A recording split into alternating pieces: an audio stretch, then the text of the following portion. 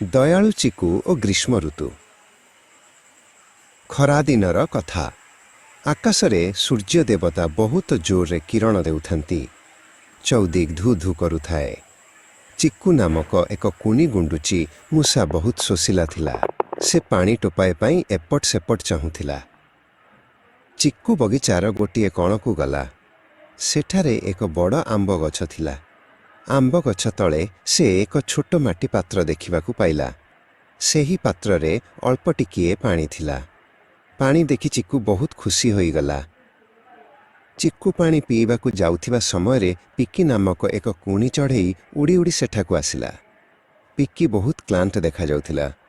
खरारे उड़ी उड़ी तार डेणा सुखी जाइथिला एवं से थकी पड़िथिला।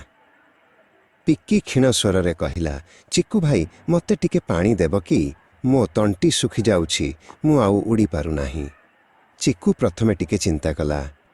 पात्ररे तो पानी बहुत कम थिला। जदि से पिक्की को पानी देब तेबे से निजे कौन पीब? चिक्कू ता मार कथा मने पकाइला। माँ कहुथिला, अन्य को साहाय्य कले भगवान खुशी हुअंती। चिक्कू निज शोषकू भूलीगला एवं पात्रटिकू पिक्की आड़कू घुंचाई देला। से कहिला, निय पिक्की, तुमे आग पी दियो। पिक्की तृप्तिरे से ही पानी तक पीदेला। तार जीवन फेरी आसिला परि लागिला। से चिक्कू को धन्यवाद देई कहिला, तुमे आजी मो जीवन बंचाई देल। तुमे बहुत दयालु। ठीक सही समय बगीचार माली जनक सेठाकू आसिले। से गोटिए गछ आढ़ुआଳରେ रही सबु देखुथिले।